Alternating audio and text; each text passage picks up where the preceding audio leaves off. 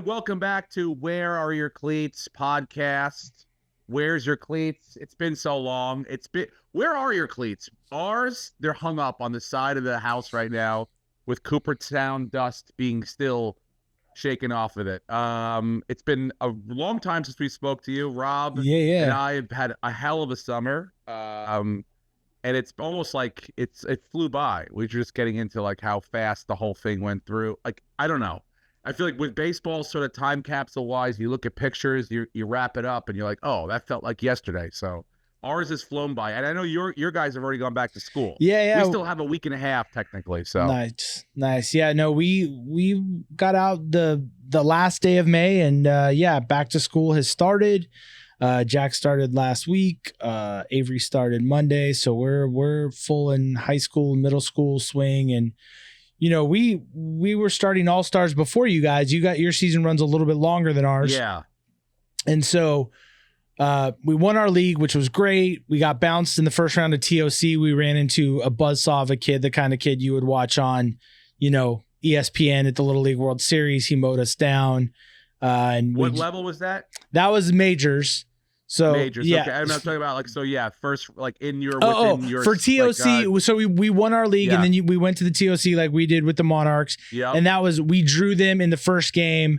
They won the TOC, and they never gave up a run. They won, or maybe they gave up one. They beat us 5-0. They beat the next team 5-1, and then I think they mercied the team they beat in the championship. And the kid who pitched against us struck out 8 on 35 pitches and got them through 3 innings.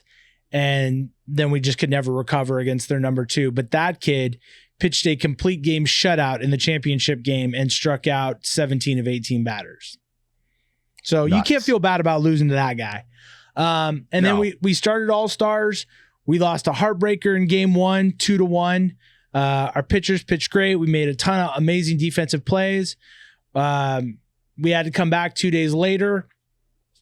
We won 11-0 to keep our season going, and we came back the next day, and it was 2-1 after 3 innings, and then the wheels came off, and we got mercied. And it was a team that was much older, much more experienced, much deeper than us, but it was a great ride nonetheless, not like last year when we made it to districts. But as we were wrapping up, you guys were just getting started on All-Stars, and you guys had an epic run. I don't know that I know anybody who's ever been this far in the Majors All-Star tournament.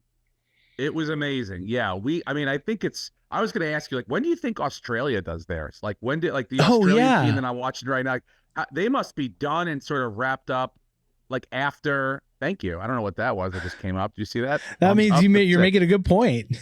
Dude, give me another one. It's I don't know what, but like we're probably like a month after you guys, just based on weather wise and all that stuff. So yeah, once you guys were done with All-Stars, we had just started our All-Star practices. They had just created the team. Little League was fun. It was sort of their last run at it. Our team was really good, and it was fun to watch them play and kind of help the younger kids that are now like, the 10-year-olds and some 11-year-olds. And it was fun. Sometimes I was like, the Little League thing, I'm like, with the travel schedule and tournaments and stuff, are we doing the right thing? Because honestly, what our Little League really tries to do, we have a lot of players that play travel ball, and what they don't mandate it anymore, but they kind of really want you to also play Little League in-house. But the problem that you run into sometimes is that when you're different teams at even different age levels, when you're in the majors, you got 9Us, 10Us, 11Us, and 12Us. So a lot of these times, these perfect game tournaments that happen locally on the weekend, you'll have 5, 6, 7 kids that just can't make it because either the game's at the exact same time, because they're double headers. It's really kind of hard not to run into a schedule conflict on the weekend. Yeah. So you kind of feel bad sometimes because we had like 1 or 2 forfeits where we just literally couldn't field a team. Oh, wow. In time. And you try to make those games up, but again, it goes into the schedule where we run out of time. So, but we got pretty much 13, 14, 15 games in, which was great. And then we go to All-Stars, and I looked at our All-Star team, and we had the sort of reverse of what you guys were talking about. We had a lot of younger kids last year that are now the older kids, the 12-year-olds, Right. Jonah, and there's like 4 or 5, 6 or 7 of his classmates that are on this team that are all older. Most of them play on the same travel team with Jonah. A couple play on a different, like, same organization, just different coaches. Right. So they all knew each other real well. So they gelled quickly. And we started off in districts, and we played probably arguably what we thought was going to be our toughest competition. They're perennially good. They're right next to Massapequa, which is the hardest team on Long Island. Okay. And they're Bethpage. So we had a great they had 2 really good pitchers, a lefty and a righty, and they threw about 50 pitches each, and we lost like a 2-0 game. 2-1, maybe something like that. Yeah. And so we went to the losers bracket. So now, in order to win this thing, we got to win 4 games in a row, including beating that team twice. Oh, wow. So the next game, due to weather-wise, it happened to work out that we could host it at our home stadium, and we were playing a team that we should have been beating badly, but we really were kind of letting them stay in it. And we ended up being down by 2 runs in the last inning, going into the bottom of the last inning. And we ended up scoring 3 runs to win the game. So we stayed alive. And then the next game we played was like a day later. And what we had going for us was that we had 4 very, very, very good pitchers. 2 or 3 super elite pitchers. But we had a deep pitching staff. We could pitch. Like, we could pitch real well. So it didn't really matter how the back-to-back. I mean, the days were scattered out. We really could throw an arm in there. You didn't need to try and save somebody, which is usually what happens. Is you're trying to manage that pitch counts because you don't want to burn anybody. Towards the end of it now, so the next game we won, and I think we won in pretty handily fashion. I think we mercied them. And then now because we won the 2 game, we eliminated the other 2 teams in it. Now we have to go beat Bethpage 2 times. Okay. And both of their pitchers are arrested. So the first game they threw, we on our schedule, our what we'd see number 1 pitcher, Renner, and he went and he pitched his ass off, dude. He pitched 6 innings, complete game. It was a pitcher's duel. We ended up squeaking out 2 or 3 runs, and we won 3-0. Yeah. And then we had to play the next night, and we were psyched because it was like, okay, we it was almost like we beat Verlander. Now can we go get DeGrom? Right. It's like, so Jonah goes the next night, and he pitched remarkably. 4 innings, shutout baseball.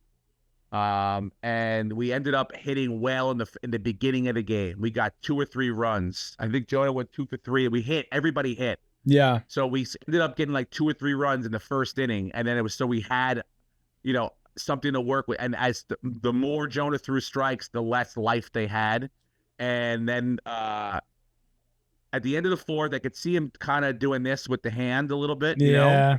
And so he came over to the coach, and the coach is great. The coach said, "Hey, what's going on with that?" And he goes, "Hey, it's just barking a little bit." He goes, "Okay, you're done." He goes, "You're not taking me out of this game." He's like, "You're done, sir. I've got another pitcher. He's ready to go. We're going to win this thing. Don't worry about it. Go get some hits." And we had a great kid, Will, come in and pitch the 5th and the 6th, and we ended up beating that team twice to win our district, which was great because we won our district, our minors won the district, and our softball team won the district. So, like, it was great. It was a great sort of run. Do you guys typically win district at all? Like, we have teams around here where there's like, for us, it's Santa Anita Little League. Like, they're like generally the favorites going into every tournament. And, there was a team this year that in the 11U's won a district, and they said it was their first banner in 15 years. Like, are you guys perennially hanging banners, or are these new things? Hang around. Yeah, for me, I'm new, so I only know about like the stuff that we did at the end that was sort of generational. But like, as far as like district stuff, I think it sort of worked. Like last year, we got bounced in districts because we ran up to a kid that just, we were younger, we didn't hit the ball as well as we did this year, and in the end, it was sort of like we had a couple good pitchers, but we weren't as dominant as we were this year pitching wise. Right. So, and then we didn't win district last year. Our girls softball won the states last year. they went to the softball World Series. Oh, So wow. it was, they won again this year too. They're great. Our So softball program you puts out guys great- have some tradition there. Yes. But then we get into sections, which is basically now we've got to play the other 6 remaining teams on Long Island. Yeah.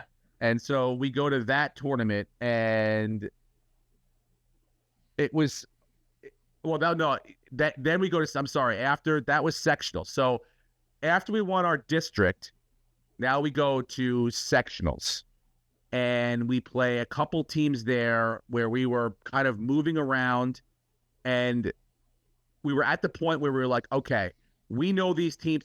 Here's the funny part, dude. Listen to this. I'm going back to the last game in district, and when we won the sectional, I'm watching this guy in the outfield, right? And he's writing stuff down, and he's got his phone out, and I can't really tell what's going on. Yeah. But at this point, I'm like, oh, maybe he's a reporter. Maybe he's like, that's what I honestly thought. And when we won that game, when we beat Bethpage, we were like, holy cow, we are now going to go to states. We're moving on to states. And I thought this guy was covering that. So now it comes to the point where we're the team that goes to states, right? Mm-hmm. We have just won our section for the first time in 46 years. Yeah. 46 years we go on to win. We beat Bethpage twice. We win the sectional. We're going to states. Now is the time where we're going to Italy. Yeah. So after I see Jonah doing this with the elbow, right? I go, this is great timing. We're going to Italy, dude. Yeah. Right? I go, shut it down for 10 days. And it was so tough because we had told our coach at the beginning of the season, hey, just so you know, like, we're going to Italy, regardless of what you think is going to happen. Like, we're going. Right. And so when we win this game, like when we won that last game, and it was like, Jonah was like, oh, wait a minute. I don't want to go to, like, I don't want, but it was like 2 days later, we were leaving. Yeah. And so we left on Sunday night. We go to Italy. We're on a red eye. We get on Monday, and it's the first day of states. And there are 6 teams in states. There's Massapequa, which is the other team from Long Island. There's a couple upstate teams, and Staten Island, which is still in it. Yeah. And we're playing Massapequa the first game. And Jonah goes, oh, I think it might be on YouTube. They sent out a link. It was on YouTube, and they had announcers, and there was a stadium. And he's like, I hate this. He's like, you ripped me out of my dream to come to some social studies class in 98 degrees. Are you kidding me? They have announcers, and they're knowledgeable. They know our last names. So we lost our first game to Massapequa, and there was some bit of controversy there. We come to find out later on that guy might not have been a reporter at sectionals. He might have been someone who's looking for signs. Oh, really? And there was a bit of that sort of controversy where it's almost like we threw a great pitcher, and almost like everybody knew what was coming before it was coming. Very wild scene. And this guy's out in center field?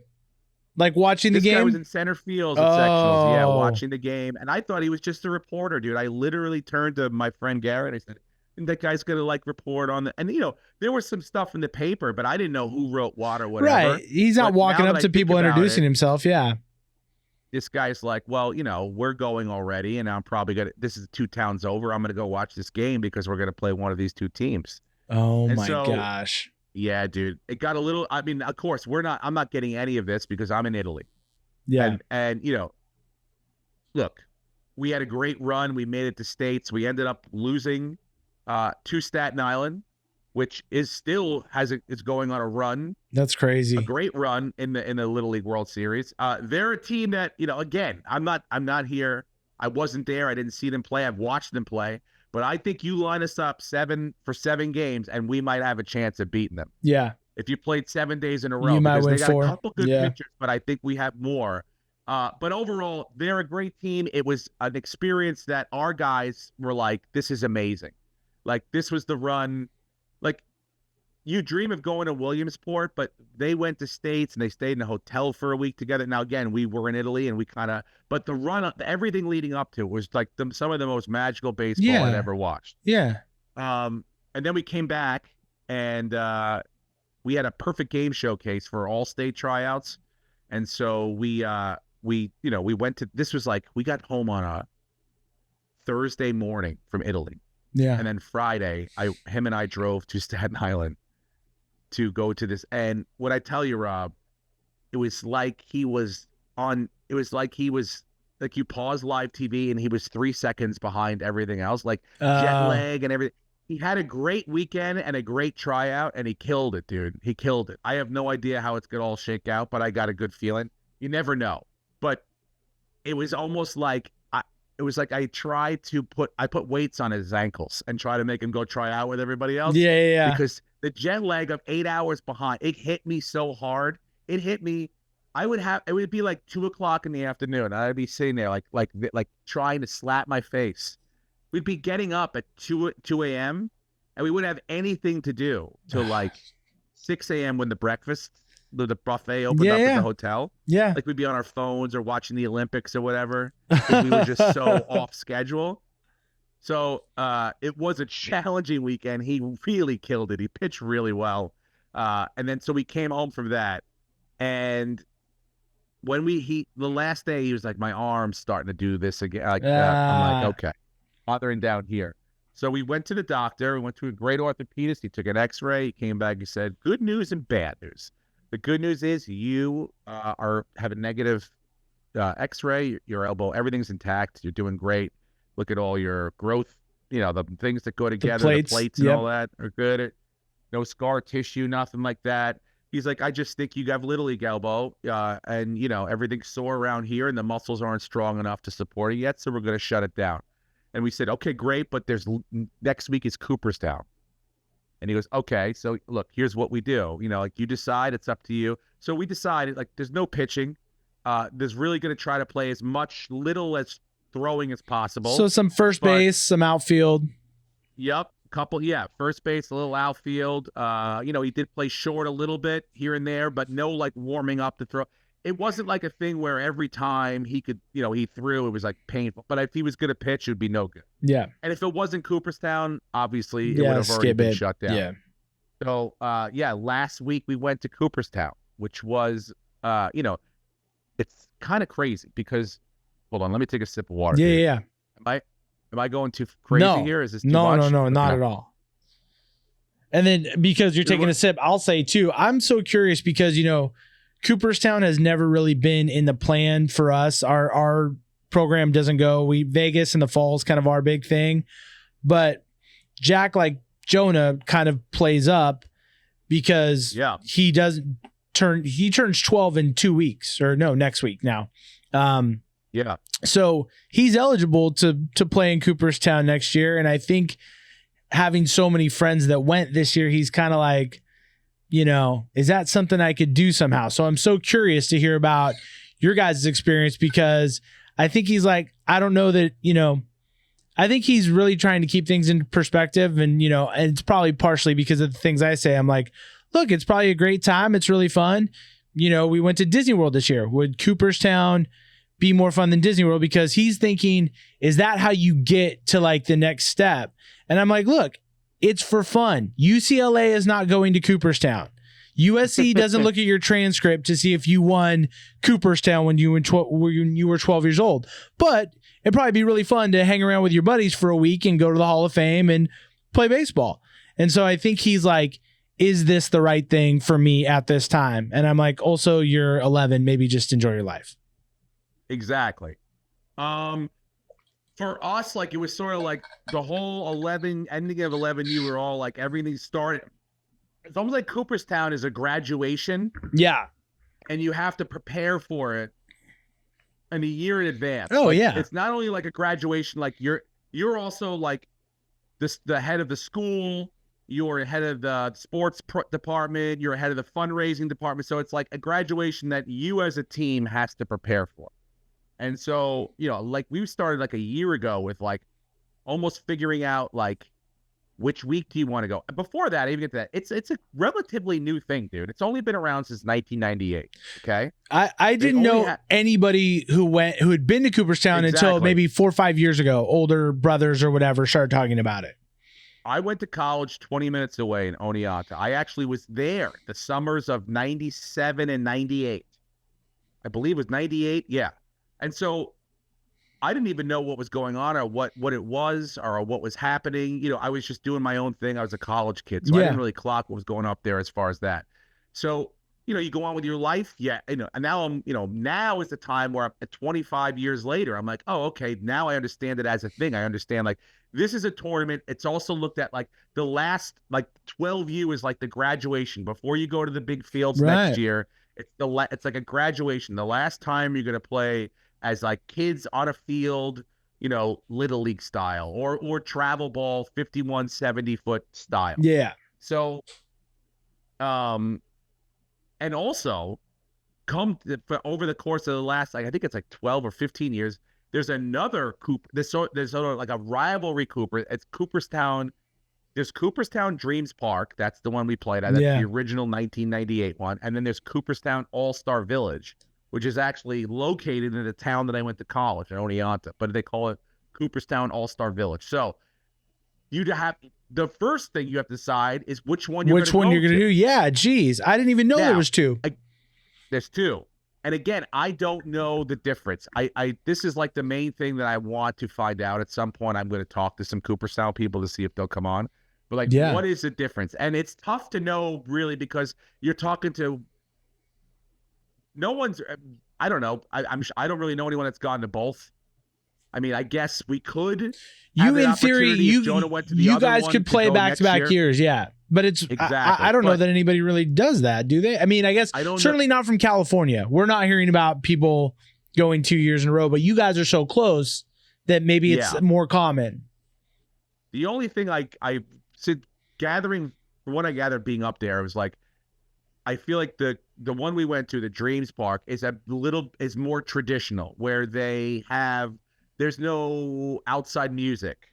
Oh. Like you can't bring walk-up music. You can't do announcing. There's no bat flips. You bat flip, it's a 2-game suspension. Whoa. Yeah. They play on dirt fields. Every field is dirt. All the fields are exactly the same size. 200-foot fences, 10-foot, except for the championship field, which is only used for the opening ceremonies and the championship game. That's the only time anyone's allowed, and that's got bleachers on the like all the way around it. It's awesome. Is it possible I designed this tournament and I didn't even know about it? I'm telling you right now, dude. I'm telling you, there's the amount of times that I walked around with Tracy and we would just look at each other and we would go, Rob would love this fucking place. I feel like I'm in the Matrix. It's red, white, and blue. It's God Bless America. You know, I heard, and I'm proud to be an American, no less than 600 times over the course of the week. Right? I'm not kidding, dude. It's Americana, bro. It is ice cream shops and pizza. And so we decided this is what we were going to do. This is what, and so you got to fundraise. You got to do everything to get to this point. And it's almost like after Italy to come back, we got this week off. We're like, holy shit, it's Cooperstown. And so we left last Monday. We get there, and what happens is it's camp style. So your team, like they know, like where your team's going to be. Like it's very organized. Yeah. You would think like there's 104 team cap, and they're almost sold out every single week. 104 teams. 104 teams a week for 2 months. Or 15 weeks a year. 15 weeks a year, dude. 104 teams. So now I assume some weeks might not be sold out, but ours was sold out as 104. That was the cap. And so you're like, okay, but they literally have like, looks like military style bunkhouses, one all rode up, and you drive up, you park your car, and you know, the moms have packed everything within, like you walk into this bunk, dude. It's 4 bunk beds on one side and 4 on the other, 16 beds. Bam. It's like a combination of like outdoor education and like baseball, like, you know, what's it called when the old guys go to baseball camp in spring training that I've been dying to do? The fantasy camp. Yeah, fantasy camp. So it's fantasy camp and outdoor education where you stay with all your buddies from 6th grade or 7th grade or whatever. Yep. And you know, that day that like you drop them off, they get settled. Everyone shows up. Like, you know, the kids have the sheets and the pillowcases with the numbers on it, and the slides with their numbers on. Like the gifts we've given these kids. It was like, you know, my Sweet 16, that show where you're like, oh my God, is she coming in? This kid's a first class a-hole. Yes, yeah. That's what we like. That those were our kids, by the way. Yeah. So it was beyond like so. You drop them off on Monday, right?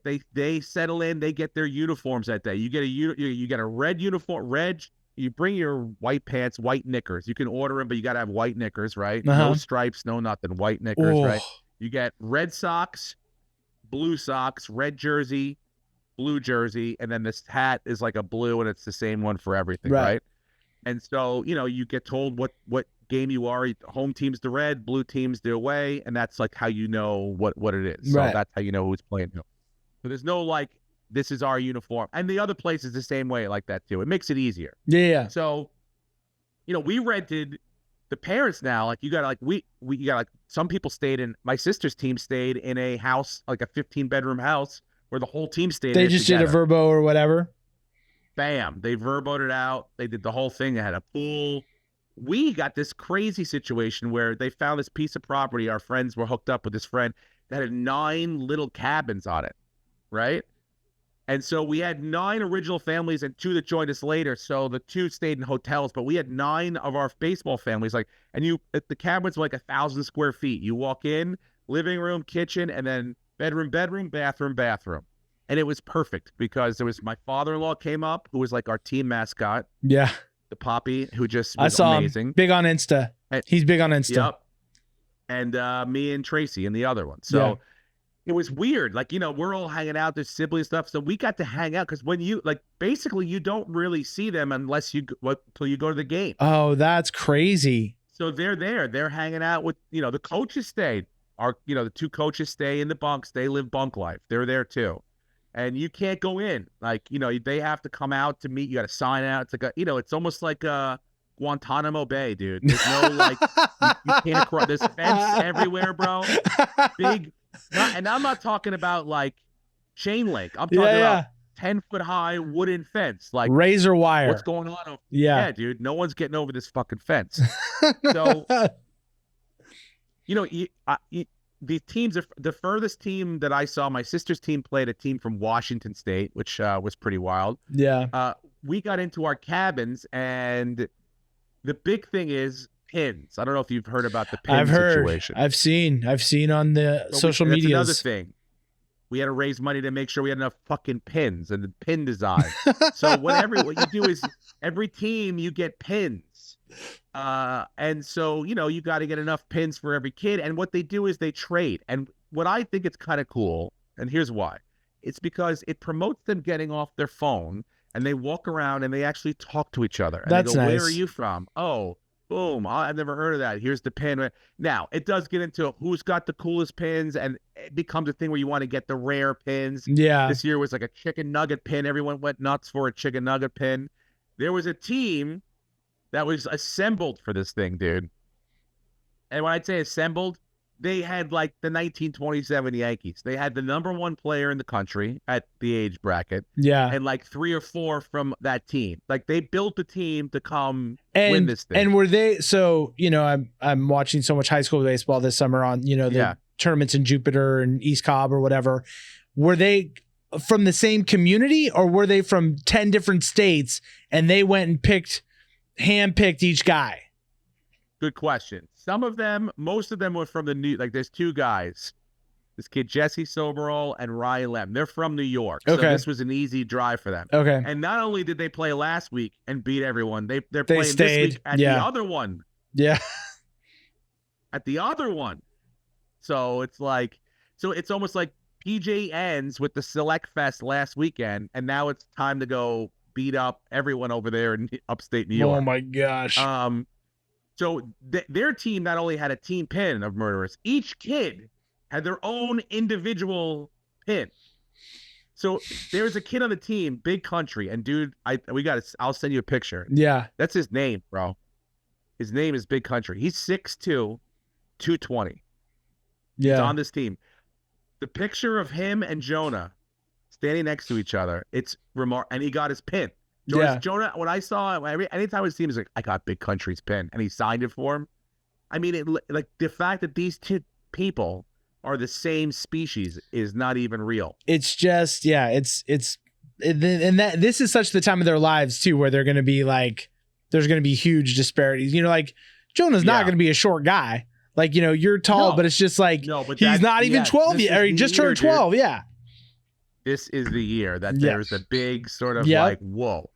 But it is like there's no like just they don't, because I would I would see them at games and stuff, and I'll get to the games in a minute, but like the interactions we would have, they never really seemed like, oh, there's bad kids here. Like the worst behavior we heard is like, I go, what was the worst thing you saw? He goes, oh, kids would slide in their stomachs in the shower. Oh. And it was the most disgusting. Like, they have a big communal shower. So it's like a spigot comes out and they're all have bathing suits on and you walk. And but like some kids would slide on the floor. And I'm like, he goes, and Jonah was like, I almost threw up. It was so disgusting. Jonah, that is not Jonah's.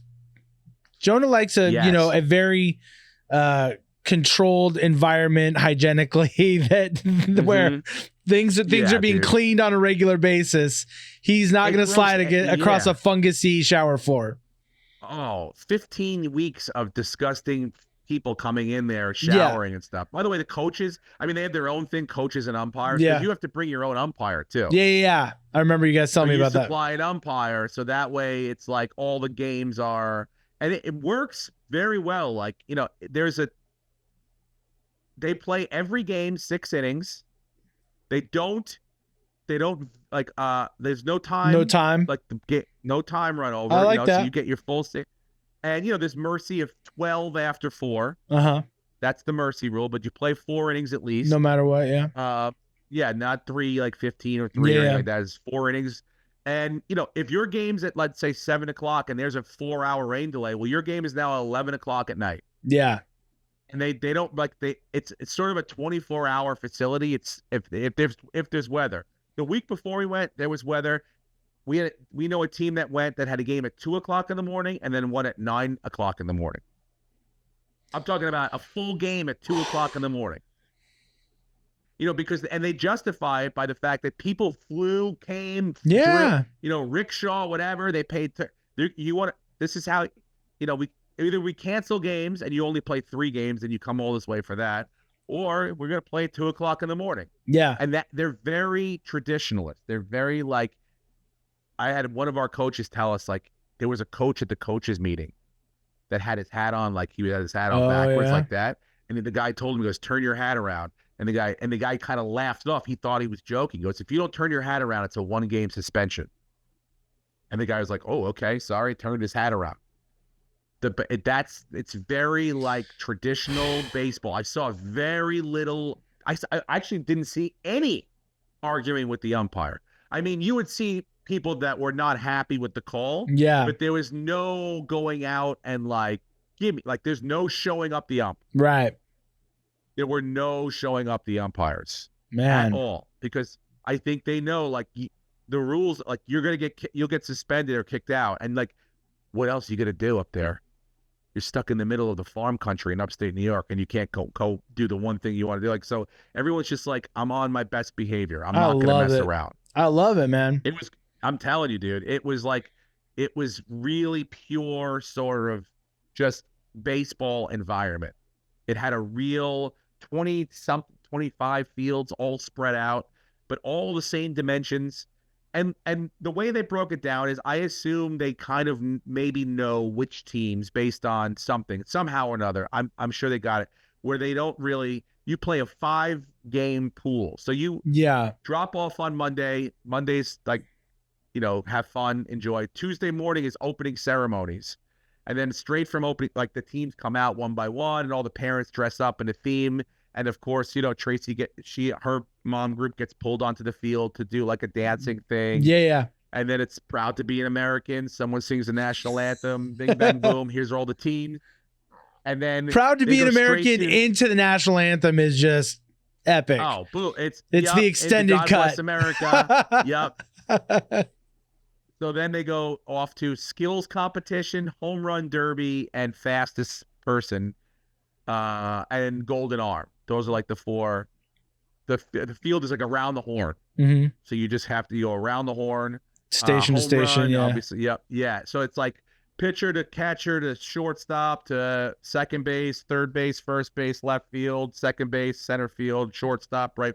home, blah, blah, Yep. blah. Time it. We did very well. Overthrows, 5-second penalty, and umpire throws you a ball. That's very cool. That's cool because they break it up so you're not like they move along. Like like if your kid might not, if you're on, like Jonah did that because he really couldn't do anything else. Yeah. He's not a home run hitter and he couldn't. So he did that. Fastest guy, our parents went to watch them. The Golden Arm parents went to watch. They all happened kind of simultaneously because games start that day on Tuesday at 3 because they got to start pool play. So we had a game at like 5 o'clock that night. So our first game we won, which was great. We played a good team. You know, you don't really know what you're getting into till you get there. And then we had a doubleheader on Tuesday. We lost both those games. They were good games, but you know, again, the pitching is like when you get down to the point of like who you going to pitch hit, you have to figure it out at this because you're going to play a lot of baseball. There's so much. Minimum of 6 games. Yeah, you almost need everybody on your roster to be able to pitch when you have that much baseball at that age. Exactly. You really do because even if you don't want to use, like, if you want to save you still need to you need people to eat up innings. Yeah, you got to get outs, man.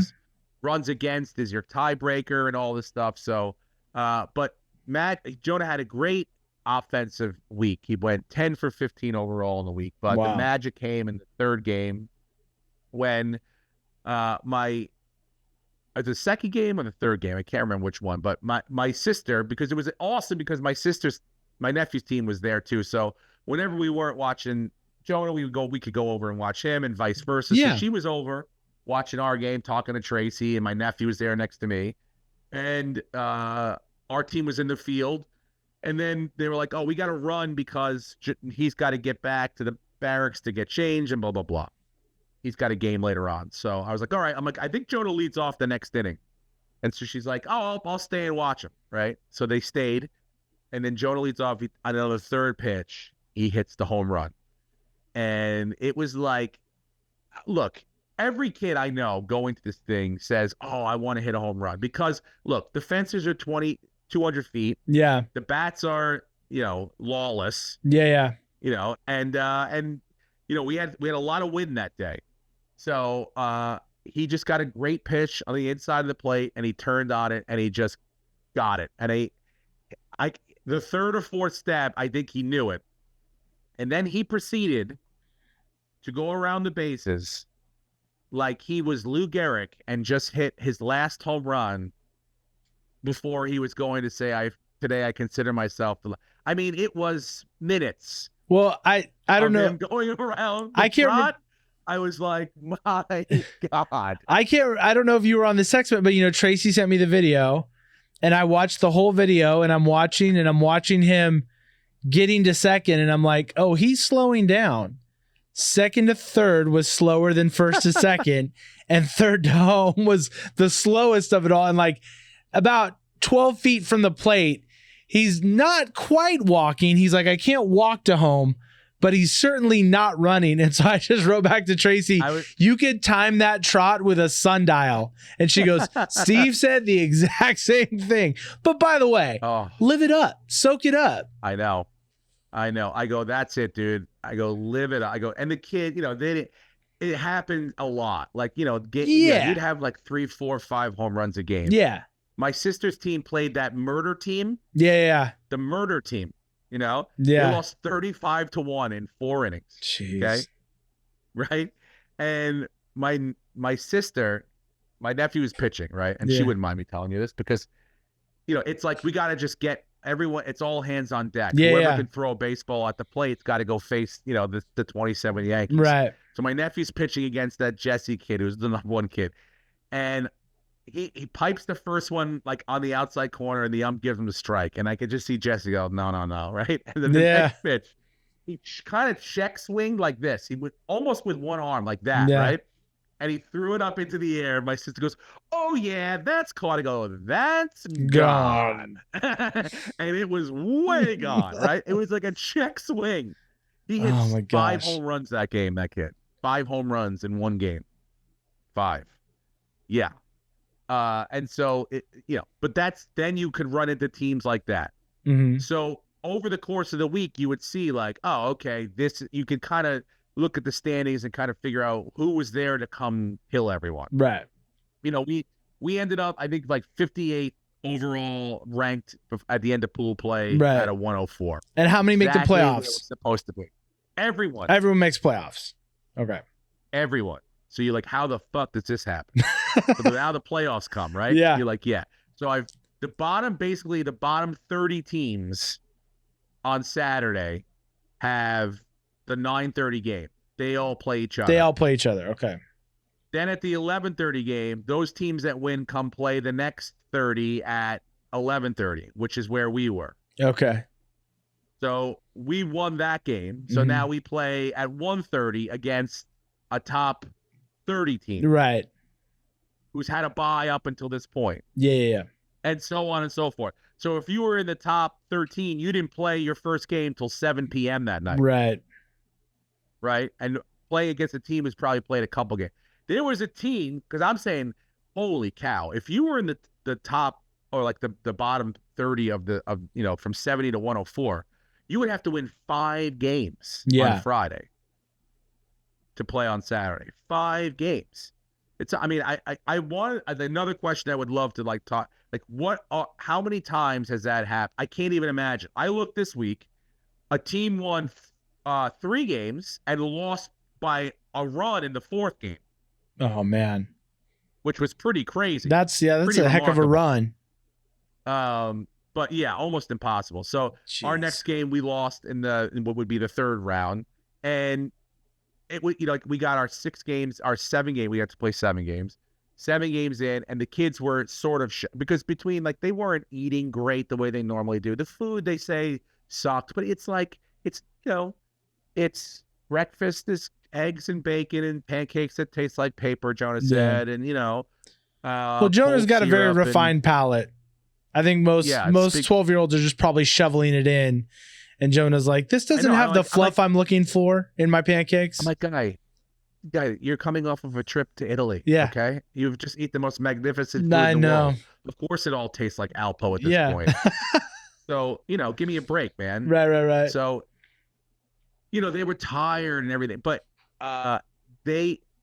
every time you'd see them, they'd have a different story about what happened and who farted. Last night, so-and-so saw a bug on the ground. Yeah. And the hijinks in the bunks and the wiffle ball games and the going to see other people play. And, it was just, I felt like they had a blast. The kids had a blast.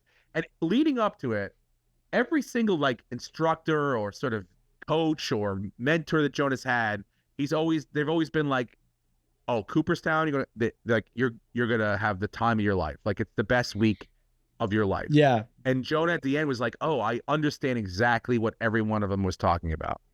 Yeah. He's like, it was like he was like, I wish this was 2 weeks. Yeah. I wish I could stay for another week and a half. I think the thing is, too, most people that I've talked to who are baseball people or have experience in the game, they go there with a very realistic expectation of they know that maybe they're in the middle of the pack somewhere, but like a coach I talked to last year, I was like, how was it? And he was like, it was great. We won our first 3 games and then we ran into a buzzsaw from Texas and got smashed. But if you go with the expectation of hey, let's play, we're going to play our pool play games and let's just be competitive, and we're not trying to win the MLB World Series during our 1-week baseball vacation in Cooperstown, and you let it be an experience, it seems like it can be pretty great, as long as you're not the team that's going to lose it if you get jobbed by a bad call in, game 2 of pool play. No stress whatsoever, dude. Yeah. No, not that you you still want to play good quality baseball and the best that you can, but that's the one thing we just said. There's absolutely no stress when it comes to this sort of stuff, especially this week. I go, this is like your graduation and your prom all wrapped up in one, dude. Enjoy it, laugh. These are going to be the guys you're going to remember stuff for years to come. Remember when so-and-so got scared? His buddy that was on the bottom bunk doesn't like bugs and ran up in the middle of the night and slept up at the top bunk with Jonah one night. It didn't even, it's like, you're going to remember these kind of things forever, dude. So, and he got it. It wasn't about, they were sad that they lost the last game. Of course, they wanted to keep playing, but it wasn't like something they were like, we want to go home, forget this place. Oh, we stayed to the very, very end. We stayed till Saturday night. We had no games on Saturday. Saturday, we woke up as a team. We all went over to the Hall of Fame. Yeah. We did the Hall of Fame together, which my father-in-law had never been to the Hall of Fame before. And it was awesome because he was like, for him, this is very bucket list because in the middle of the week, Tracy and I had taken my father-in-law to our old college, which was crazy for us because Joe didn't have a game till 2. So in the morning, we went over there. And we walked around and we saw our old dorm and stuff. And then we went into the theater building. We went behind the stage and all this stuff. And it was very like sentimental, very emotional. And then when Jonah hit the home run, my father-in-law was like, he was like, I don't see him ever. And he was getting like misty-eyed. I'm balling, dude, by the way. Yeah. I was like, right. But the Hall of Fame, I could tell, really touched him as well. Because he's like, we're going to the monuments. And he's going one by one. And he goes, oh, damn it. I go, what's going on? He goes, now we're getting to the people I remember, and they're all dead. He's like, that means I'm not long for this world. I go, let's not look at it like a time capsule of like how much you have left. Why don't we look at it like how great and wonderful your life's been that we can remember all these great players and stuff. So he's awesome, dude. That's amazing. Great. He was the best. Poppy was the MVP of the entire weekend, of the entire week. I would wake up in the morning. He'd be doing laps around like the cabin complex. Yeah. Right. Walking his laps. And then like we had a ton of little kids, siblings and stuff. He would be playing basketball with them down at the little basketball court and stuff. He was like a full-time Poppy. It was great. That's awesome. One day he comes to me and he goes, hey, because it was just the 3 of us in the cabin. And he goes, if you need me to take a walk one day, just let me know. And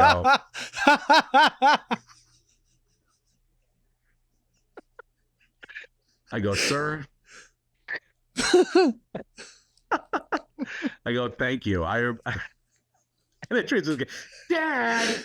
I go, thank you very much for the offer. I'm all right on the walks, but I'll let you know. I'll just give you enough. So anytime. And you're like, and as you can see by Tracy's reaction, she's repulsed by me. Just make yourself comfortable. You're not going anywhere. Obviously, there's no walk. Even if you went for a walk, it would just be for you to walk.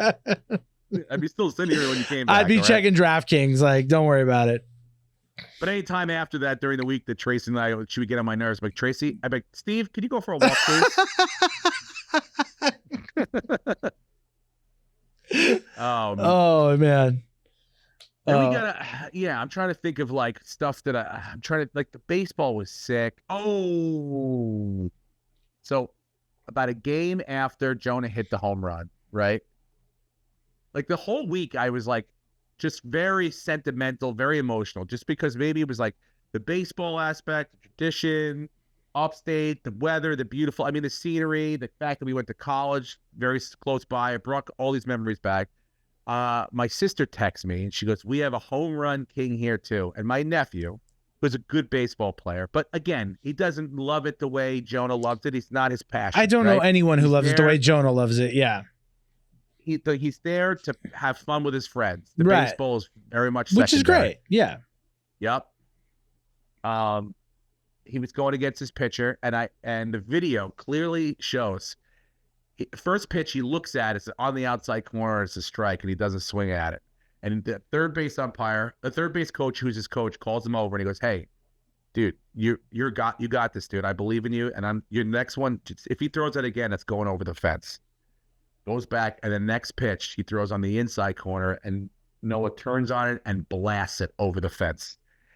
And I mean, even right now, I can think about it. Like, I know it's crazy, and I know that my dad was there in that moment. I was like, I know it, because I was like, there's no way he would not let one of them go home without a home run.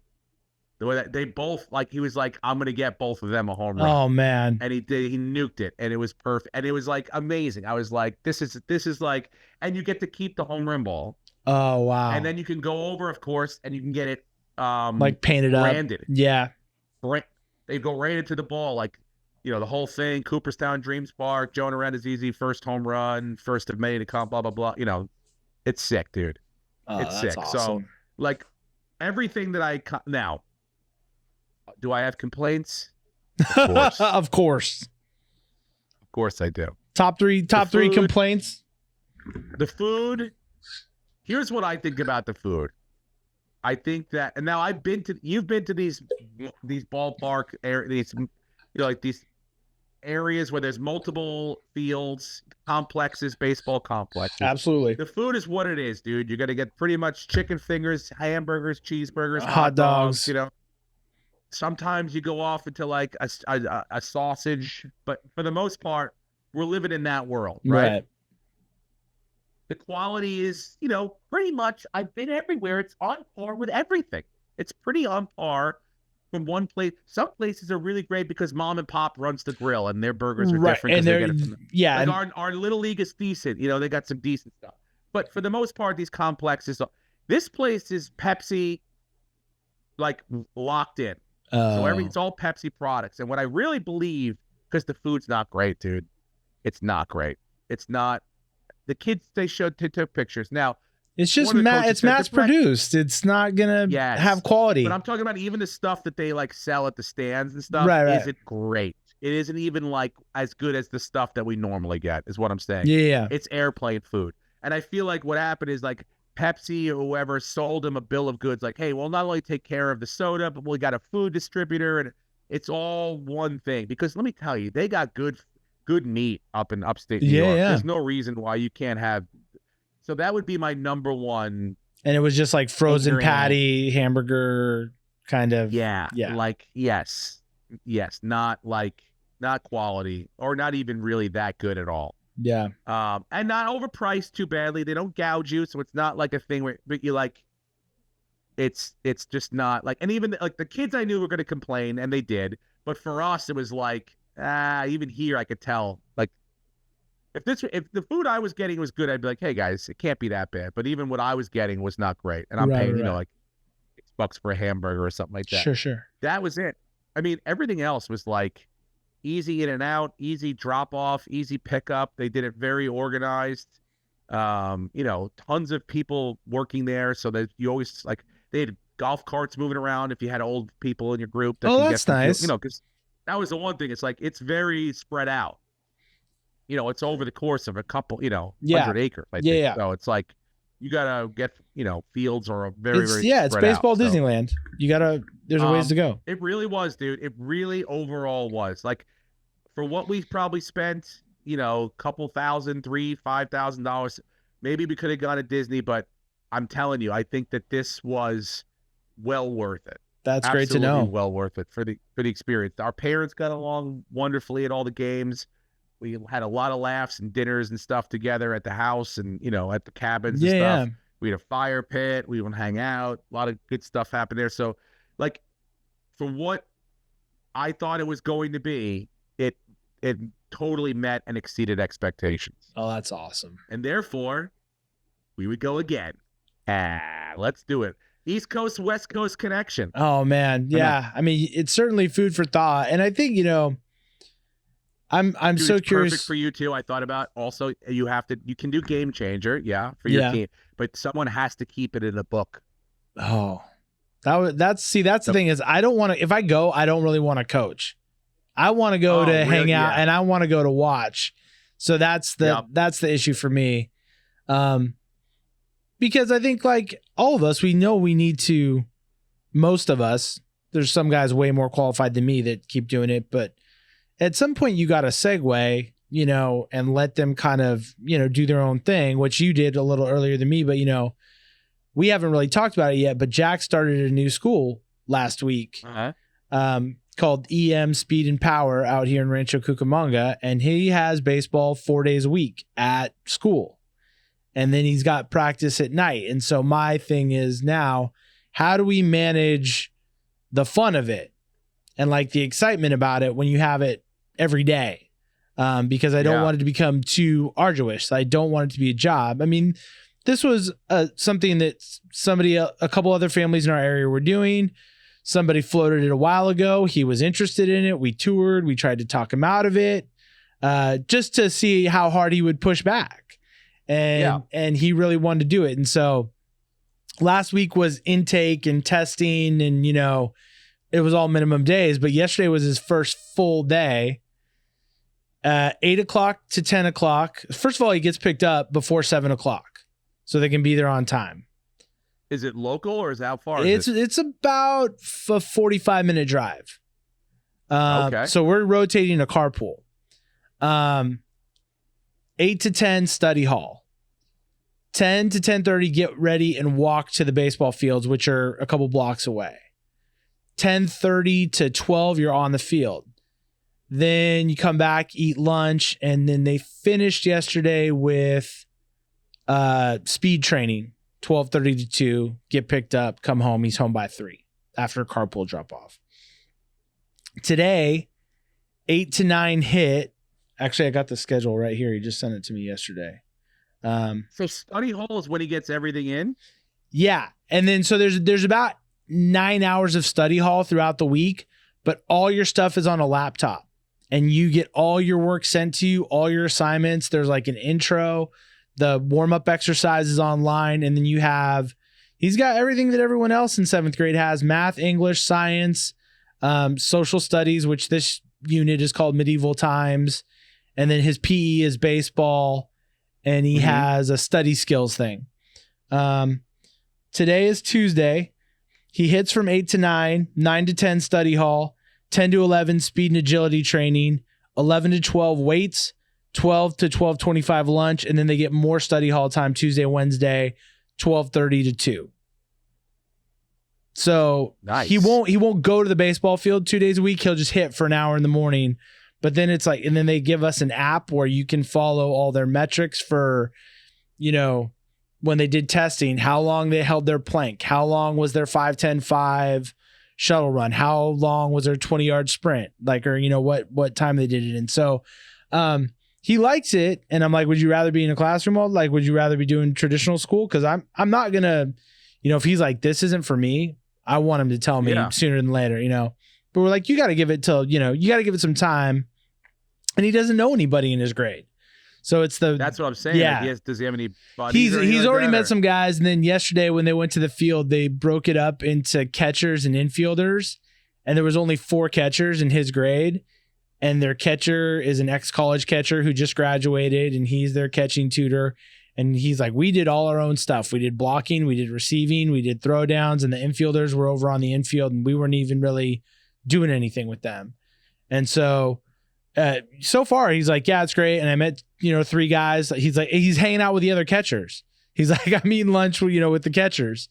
So far he's having a good experience, but it's day 5. And that's the other thing that he kind of loves, that he gets to hold over his sister. No school on Fridays.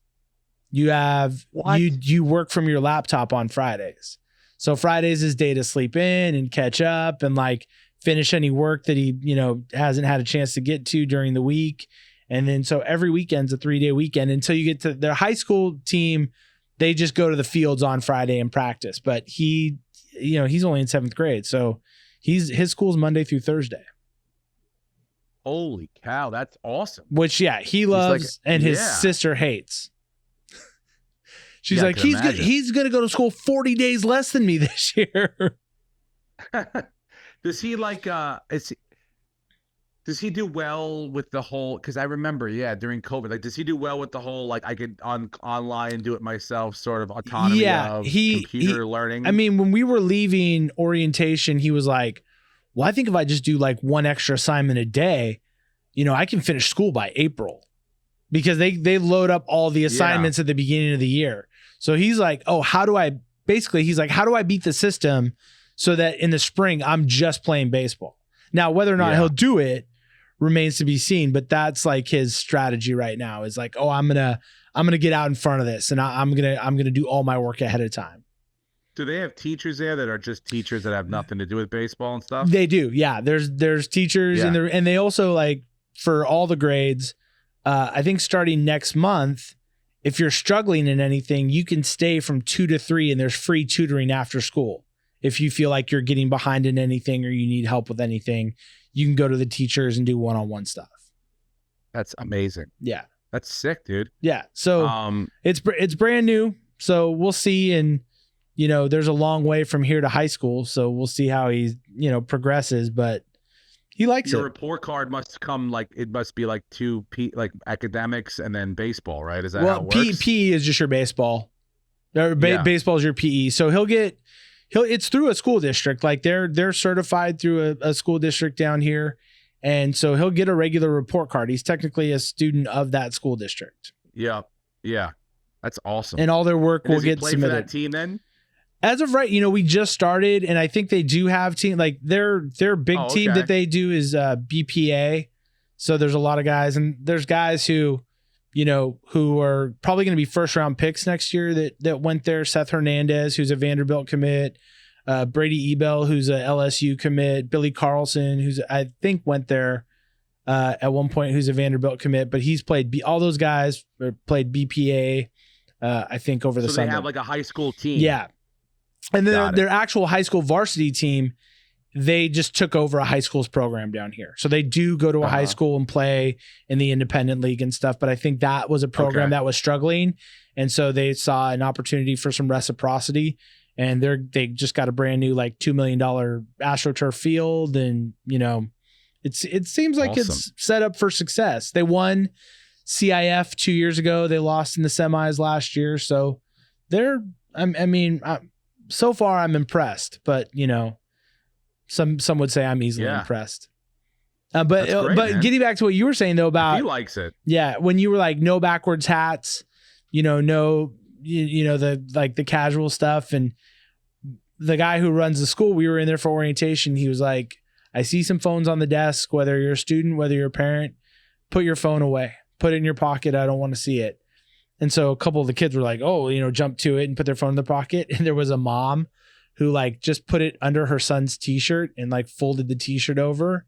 And he was like, I don't want to embarrass anybody here. And he's like, but I guess I'm going to have to. And he just started walking towards her, and she like pulled her phone out of the shirt and like put it in her pocket. Man. And he was like, I don't want to see your phones here.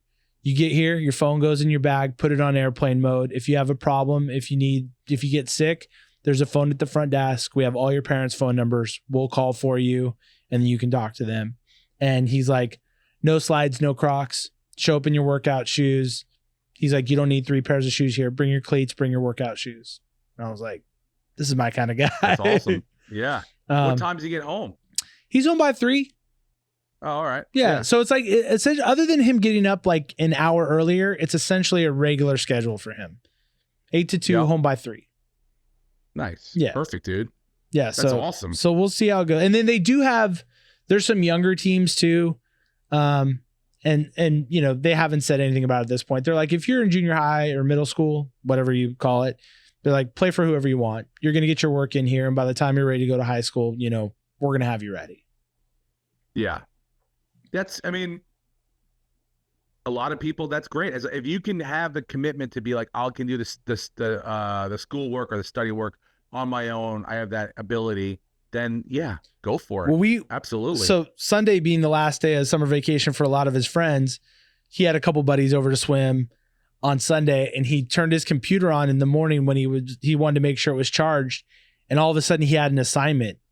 And I was like, I think they're just loading up stuff for the week. I don't think he needs to do it right now. And he got pretty freaked out. So he just did it. And so when he got home yesterday, I go, oh, was that work due? And he goes, no, they were messing around with the due dates. And so a bunch of work got uploaded that we didn't have to do, but I just did it anyway. I didn't want to have to worry about it. And I was like, all right, I think we're going to be okay then, buddy. You'll be all right. Yep. That's awesome. So yeah, are you guys doing fall ball at all? No? Yeah, actually, that's what's pretty crazy too. Is that he's been playing 12U all year last year, and we're kind of so those guys are ready to move up to 13. So we got signed up for a 14U league. So we're gonna play some games on a 60-90 field in the fall just to try it out and see how it goes. And he'll go down and play with the 12s too at 50-70 to get some pitching in and stuff like that. But we're looking at the fall kind of as spring training. Like we're going to shuttle guys back and forth. Some guys from our 14Us will come down to pitch with the 13Us. So the 13Us don't, wear their arms out going from 60. And then we'll send our 12 turning 13s down to help with those 12s a little bit when they need some arms. But some of the guys are, in 8th grade, it's going to be, high school ball next year. So we're sort of looking at it as like, get your work in. We're not really, playing in tournaments where you're going to get rings or get a claim. It's like, this is essentially our like 60 days of spring training. Got it. Yeah, I mean, Jonah, I'm shutting down just for the elbow aspect, but I mean, we can still hit, and he's like looking at it like, oh, I'm like, but this is the time we can get so much better, dude. We can do, there's so many things we can do, dailies and hand stuff and fielding stuff, and work out our legs and get stronger and work on our motion pitching wise. There's a lot you can do without throwing. Throw baseball. Yeah. So that's what we're gonna do for the next 8 weeks, and along with PT, which I think is gonna really, first of all, he's laying on the massage. The guys, because the guy's like, I think your shoulders are not strong enough. Mm-hmm. Which when your shoulder gets tired, it relies on its elbow. Yeah. So we're gonna get this tightened up and stronger, and we're gonna get this stronger. So the guy's doing the massage on it. Jonah's like, that's my favorite part. I go, yeah, I know. I could. He wants a masseuse on duty at the house, huh? Yeah, he's like doing his stretches. Like he's over there. He's like, I got to do my stretches and everything. He's like, can you do this? I'm like, I can't do any of this, buddy. No. Okay, my shoulder's messed up from just throwing BP to you. Okay, everything is dislocated. Everything is detached over here. I don't even have a UCL. Okay, give me a break. Steve, I took for All-Stars, I was throwing almost every day to the kids. Five days a week for 4 weeks or whatever. Plus I was coming out of Little League where I was throwing in that tunnel 2 days a week. I didn't do anything for maybe 5-6 weeks. We left, we went to Disney World, we went to Santa Rosa, we came back.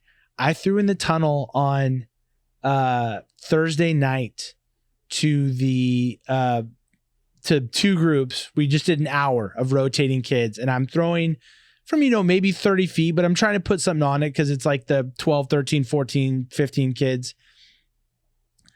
My heart rate, my Apple Watch was going off, and my heart rate was so elevated that I thought I was going to have a heart attack, and my arm is tingling, and I had convinced myself that something was wrong with me, and I had to shut it down.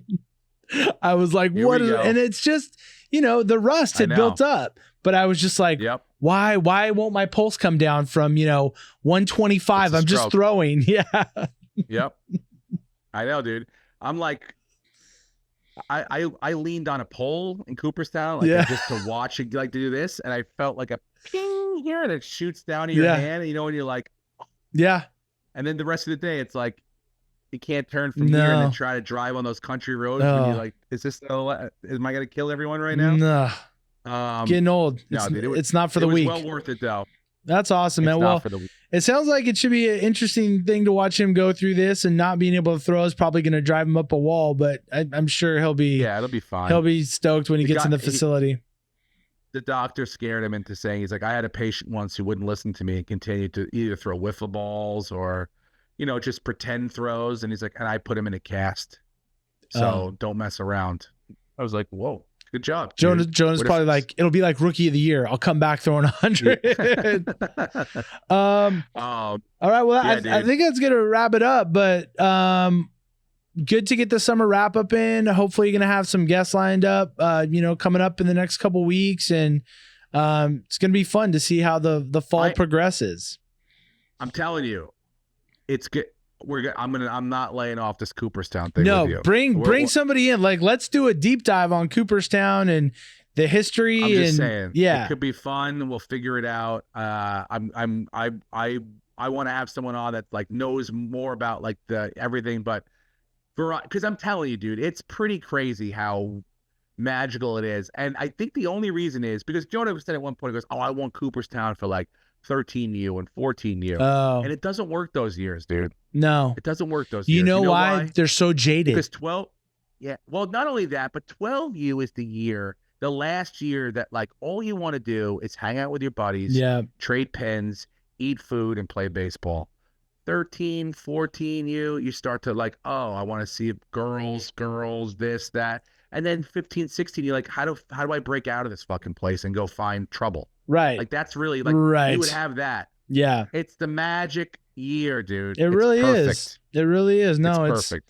It'll be, So I'll find someone that works there that's willing to come on. Yeah. A couple people recognize me. So let's just say this conversation is just being tabled. It's not not ending. Absolutely. Because it sounds like a blast. You're really doing a hell of a sales job on it. They should be giving you a cut. I wish. All right, buddy. Well, let me know how golf's going, and we'll see you next week. Absolutely, man. Thank you very much. Thanks, guys, everybody. Wear your cleats on Insta. Email us at wearyourcleats@gmail.com. Thanks to Mark Acom, Petty Cash Studios, Jason Trapp for the logo, and Brian Keegan for the theme music. Thanks, guys.